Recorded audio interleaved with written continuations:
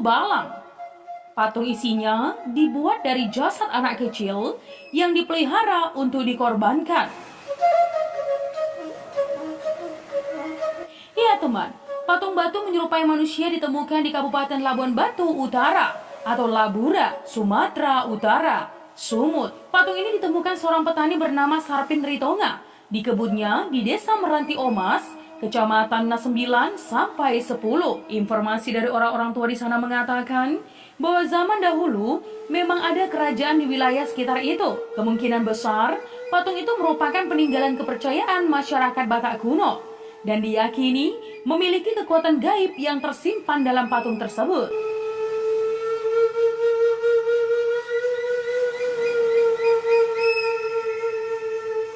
Patung ini diyakini sebagai penjaga yang mampu mengusir roh jahat yang ingin masuk ke kampung atau huta dalam bahasa Batak, dan patung ini dikenal dengan nama Pangulu Balang. Ya, patung yang memiliki kekuatan mistis teman. Salah satu buktinya adalah saat penemuan patung tersebut, Sarpin Ritonga terlihat kesurupan roh harimau. Saat itu dirinya kerasukan roh halus sekitar 20-25 menit. Tingkahnya persis seperti harimau yang sedang mencakar-cakar.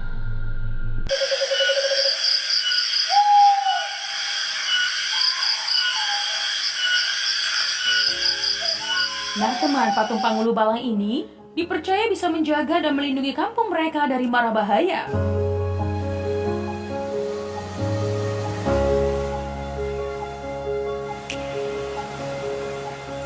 Untuk mengetahui patung Pangulu Balang, berikut penjelasannya. Pangulu Balang, ya, adalah peninggalan suku Batak ketika masih menganut animisme. Pangulu Balang atau Ulu Balang adalah patung pelindung desa, khususnya pada saat penduduk desa sedang meninggalkan desa untuk bertani. Pangulu Balang adalah patung batu atau digorga bentuk manusia mini.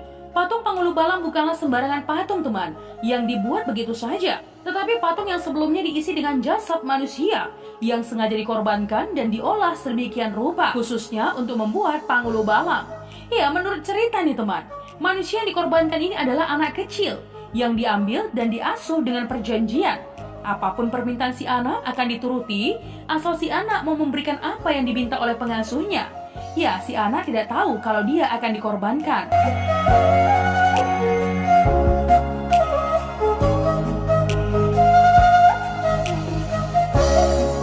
Seluruh permintaan si anak dituruti hingga umur kurang lebih 10 tahun teman, sebelum dikorbankan. Nah, pada saat yang ditentukan, kemudian si anak dikorbankan dengan cara dimasukkan ke dalam mulutnya berupa cairan timah mendidih. Kemudian jasadnya dipotong-potong dan dicampur dengan beberapa ramuan dan dibiarkan membusuk.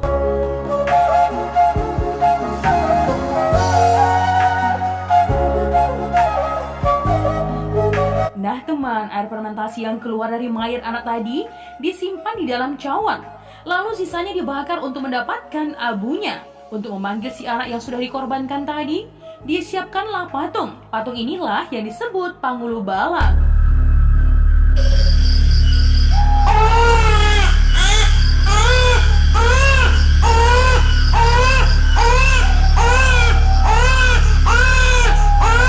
Wow, menyeramkan sekali ya. Iya teman, patung ini berfungsi untuk menolak bala, sedang Datu bisa memanfaatkannya untuk disuruh menyerang musuh berupa santet.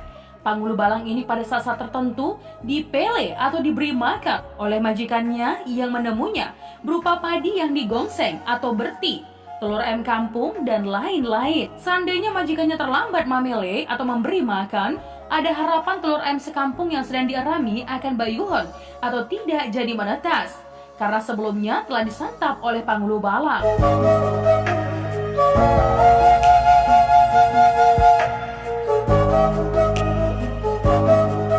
Iya, roh manusia yang jasadnya ada dalam Pangulu Balang dipercaya dapat berfungsi sebagai penjaga huta. Jika ada musuh teman, zaman dulu sering kejadian ya, mau menyerbu masuk hutan, ataupun akan timbul wabah kolera atau begu aktif dan lain-lain bencana, maka sebelumnya oleh Pangulu Balang akan diberikan peringatan-peringatan dini dengan tanda-tanda. Umpamanya, semut-semut merah bermunculan di sekeliling hutan secara mencolok, atau tanda-tanda alami lainnya yang tidak lazim. Bahkan katanya suara-suara aneh yang bersumber dari Pangulu Balang.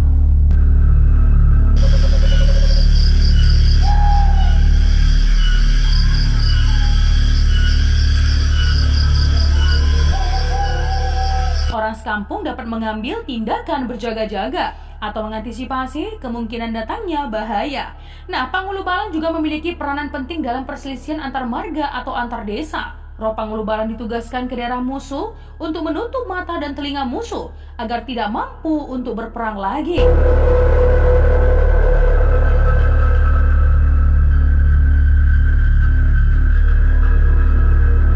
Iya, pada saat-saat tertentu patung-patung dipuja dan disembah agar masyarakat desa selamat dari mara bahaya. Dan selain itu juga memohon rezeki. Nah, Panghulu-Balang juga mempunyai peranan penting ya dalam masalah perselisihan antar marga atau antar desa. Nah teman, roh Panghulu-Balang dapat ditugaskan pergi ke daerah musuh untuk menutup mata dan telinga musuh sehingga tidak dapat berperang lagi. Dengan cara itulah peperangan bisa usai atau bahkan batal terjadi. Namun teman, saat ini sudah tidak ada lagi ya huta atau kampung yang memakai Panghulu-Balang. Ya, karena sudah tidak ada lagi peperangan antar marga atau antar desa. Saat ini Panghulu-Balang cuma dapat dijumpai di museum-museum Batak, seperti Museum Balige contohnya.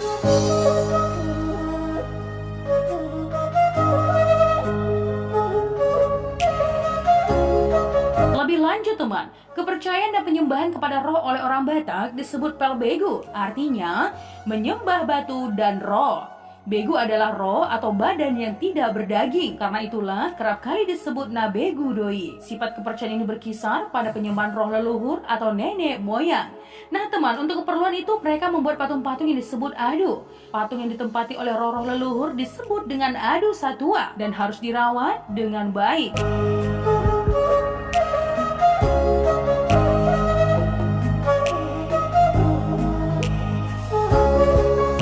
Pelaksanaan ritual ini dilakukan melalui upacara dengan memukul gendang. Di samping itu teman, mereka melaksanakan drama dan tarian. Tempat upacara penyembahan dewa itu adalah di Pusuk Buhit.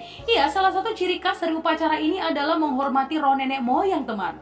Mereka percaya bahwa roh nenek moyang ini akan melayang-layang di udara dan dapat mengganggu orang-orang yang masih hidup. Jadi, untuk mengatasinya, mereka akan memberikan sajian-sajian sesuai dengan keinginannya semasa hidupnya dahulu. Penghormatan ini harus dilakukan dengan sungguh-sungguh ya, karena akan membahayakan diri sendiri bila tidak dilakukan secara sempurna. Roh itu disebut teman, banyak bersemayam di gunung, hutan, mata air, sungai, batu besar, dan pohon yang disebut sombaon dan harus disembah melalui sesajen. Ya, sombaon ini dipercaya bisa masuk ke dalam diri seseorang dan bisa memberi nasihat dan petunjuk hidup untuk hidup yang lebih baik.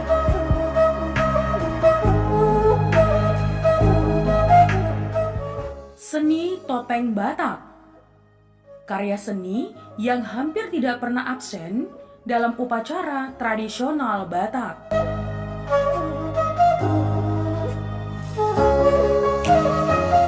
Iya teman, Sumatera Utara dikenal juga sebagai tempat permukiman suku Batak. Biasanya suku Batak diidentikan dengan Danau Toba dan Pulau Samosir. Namun ternyata suku Batak sendiri terdiri atas Angkola, Karo, Mandailing, Pak Dairi, Simalungun, dan Toba.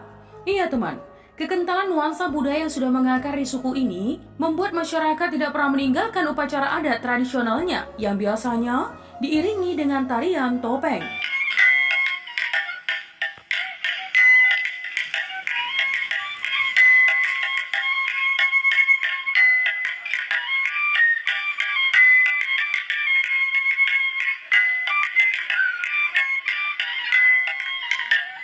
Salah satunya adalah upacara penguburan masyarakat yang meninggal.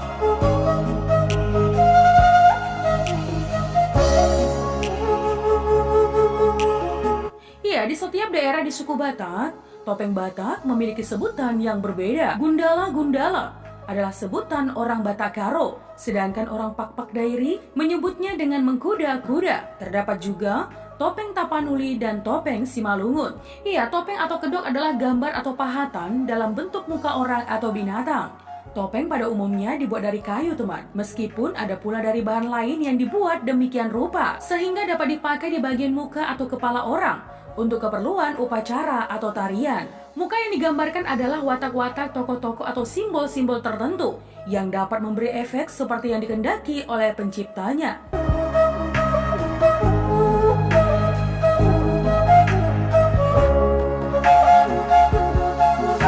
topeng-topeng dengan efek magis telah lama tumbuh di dalam masyarakat, teman.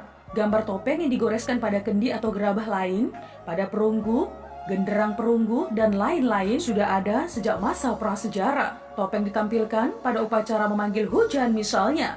Juga sebagai hiburan raja-raja, baik yang masih hidup maupun yang sudah menjadi arwah.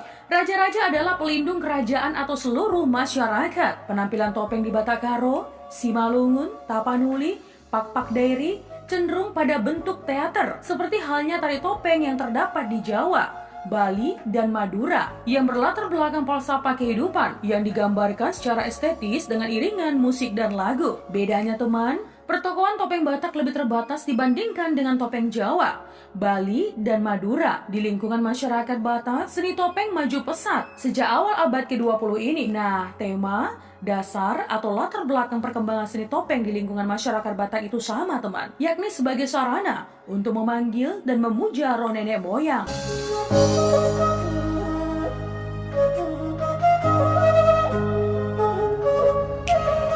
Berikut adalah seni topeng dari berbagai rumpun suku Batak. Yang pertama, topeng Simalungun. Ya, cerita yang masih sangat berkesan di kalangan masyarakat setempat, perkembangannya seni topeng di daerah Simalungun berasal dari kisah sedihnya keluarga Raja Simalungun. Putra tunggal raja meninggal dunia.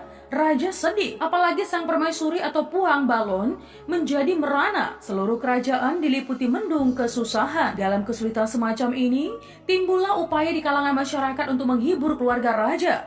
Tetapi lama tak kunjung berhasil, teman. Kemudian ada gagasan yang cemerlang, yakni menyelenggarakan pertunjukan dengan lakon yang lucu dalam bentuk tari topeng. Topengnya dibuat dari pelepah bambu atau sejenis itu. Dibuat dalam bentuk dan ekspresi yang lucu serta ditarikan dalam tata gerak yang lucu pula. Iya, raja dan Puang Balon dapat terhibur. Kemudian tari topeng ini berkembang dan merakyat, serta sangat digemari dengan sebutan tari huda-huda. Topengnya sendiri makin sempurna ya. Bahannya bukan pelepah lagi, melainkan kayu yang tahan lama, dengan ukiran dan warna yang menarik dan bergaya lucu. Topeng Simalungun ini diduga merupakan tahap awal dari topeng Batak pada umumnya.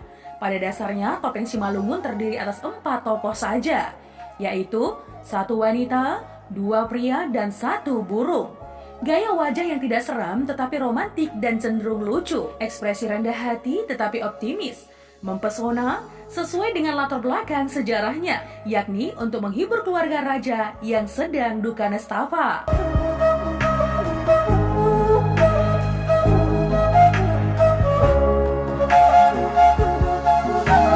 Yang kedua, topeng Tapanuli. Ya, seperti halnya di daerah Simalungun, di daerah Tapanuli seni atau pertunjukan topeng juga dari cerita rakyat tentang kedudukan raja dan permaisuri karena kematian putranya yang tercinta. Di sini, tokoh topeng yang untuk menghibur terdiri atas sepasang pria wanita dengan ukuran topeng sekedar cukup untuk menutup muka. Dipergunakan dalam bentuk tarian dengan tetambuhan tanpa dialog khusus.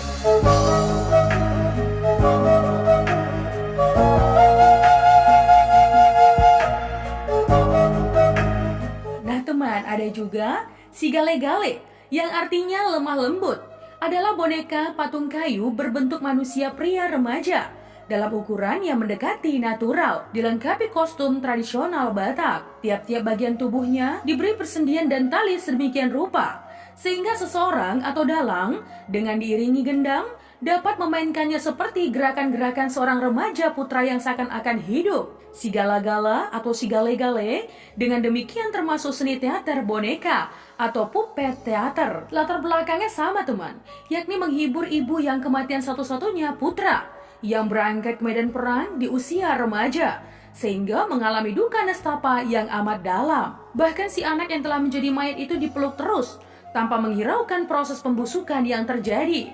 Pada suatu saat ketika sang ibu terlena, tidak sadarkan diri, seorang seniman pematung mengganti anak tersebut dengan sebuah patung, dan mayat si anak pun dikuburkan. Setelah sang ibu sadar, diberitahukan bahwa sang anak mulai sadar atau hidup kembali, tetapi dalam keadaan lemah atau si gale-gale. Kemudian berkembang menjadi seni boneka yang seakan-akan hidup dan amat digemari oleh seluruh masyarakat Batak. Juga teman, diikut sertakan sebagai pengisi upacara adat kematian, memanggil roh dan pemujaan roh nenek moyang yang dianggap baik. Namun teman, pertunjukan si gale-gale menjadi hiburan masyarakat luas. Ya, karena fungsi sebagai upacara religius magis dilarang oleh agama Kristen, Islam yang datang kemudian.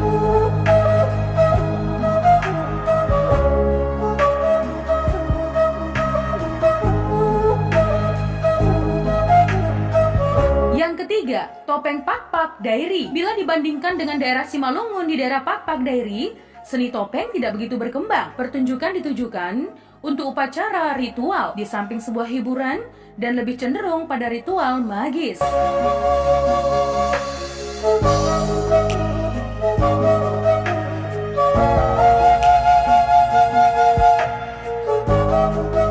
Yang keempat, topeng Karo. Seni topeng atau gundala-gundala di daerah lebih mudah bila dibandingkan dengan seni topeng Simalungun dan Pak-Pak Dairi. Di Kabupaten Karo, topeng tradisional masih banyak kita temui seperti di desa-desa Sukanalu, Juma Padang, Guru Singa, Siberaya, Kubu Calia, dan Lingga. Di daerah Karo, topeng dipertunjukkan pada hari-hari besar nasional, di samping upacara-upacara adat dan tontonan rakyat. Ya, yang bersifat pendidikan. Juga untuk upacara tolak bala, penaburan benih, dan penyambutan tamu agung dilakonkan dalam gaya komedi tanpa dialog. Pemain terdiri atas 5 orang yang berperan sebagai raja atau panglima, permaisuri, putri raja, menantu, dan musuh atau burung genda-gendi.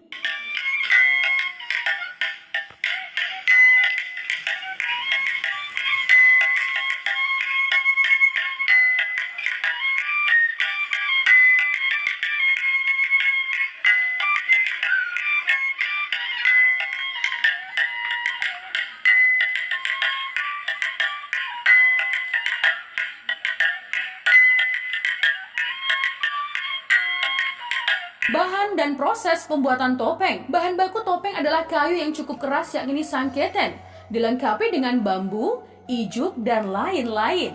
Termasuk kain ya. Kayu yang dibuat itu diukir berbentuk wajah. Bagian dalamnya dibuang sehingga berbentuk cekungan yang sesuai dengan bentuk muka orang. Berikut lubang untuk mata dan angin-angin.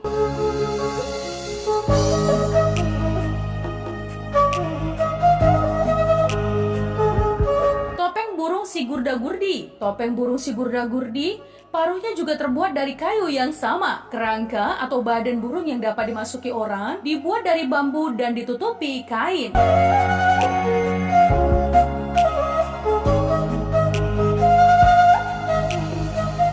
Topeng, lebih tepatnya boneka atau patung si gale-gale, sesuai dengan bentuknya yang khas dan rumit itu merupakan karya seni khusus yang dibuat secara khusus pula. Teknis persendian dan tali temali di sini sangat penting agar dalang dapat menghidupkannya dalam permainan. Di samping itu teman, pakaian dan tata rias juga memiliki peranan penting. Seni topeng Batak adalah karya seni dekorasi, patung sekaligus pentas yang tumbuh dari sejarah, tradisi masyarakat dalam alam Batak. Kelak memberi ciri dan kebanggaan berlatar belakang nilai budaya yang luhur, yakni kesetiaan.